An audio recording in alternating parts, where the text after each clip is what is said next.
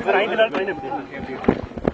நாள் பயணம் மிக சிறப்பா இருந்துச்சு, எழுச்சியா இருந்தது.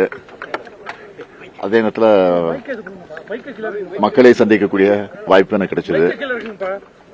அதனால மக்கள் இந்த திராவிட மாடல் ஆட்சிக்கு எந்த அளவுக்கு ஆதரவு தராங்கிறது நீலகிரி மாவட்டத்தில் இருக்கிற மக்கள் மட்டும் இல்ல, இங்க சுற்றுலா பயணிகளாக வரக்கூடிய மக்களும் அந்த எழுச்சியை, அந்த ஆதரவை வெளிப்படுத்தினப்போ ரொம்ப மகிழ்ச்சியா இருந்தது. மலர் கண்காட்சி எப்படி இருந்துச்சு சார் இந்த வருஷம்? ஏன்னா 2வது முறையா நீங்க தொடங்கி வச்சிருக்கீங்க.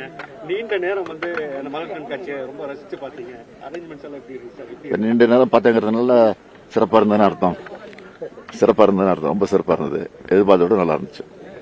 குடியரசுத் தலைவர் உச்சநீதிமன்றத்தில் கேள்வி கேட்டிருக்காரு, விளக்கம் கேட்டிருக்காங்க. அதுதான் நேற்று வெளியிட்டாச்சா. மற்ற மாநிலத்தினுடைய முதலமைச்சர், மாநில தலைவர்களுடைய கருத்துக்களையும் கேட்டு அந்த அடிப்படையில் உரிய நடவடிக்கை நாங்கள் எடுப்போம். மத்திய அரசு இந்த சர்வாதிகாரத்தை கடைபிடிக்கிறாங்களா சார்?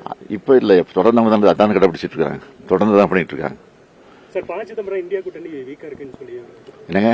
ப. சிதம்பரம் அது அவருடைய கருத்து. 2026 மட்டும் இல்ல, 2031, அதுக்கப்புறம் வர 36 எல்லாமே திராவிட முன்னேற்ற ஆட்சி தான், திராவிட மாடல் ஆட்சி தான் தமிழ்நாட்டில் நிலைச்சு நிற்கும்.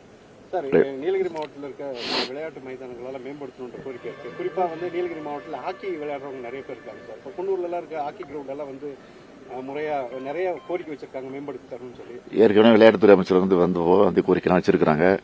அது பரிசீலனையில் இருக்கு. அதெல்லாம் நிச்சயமா நிறைவேற்றப்படும்.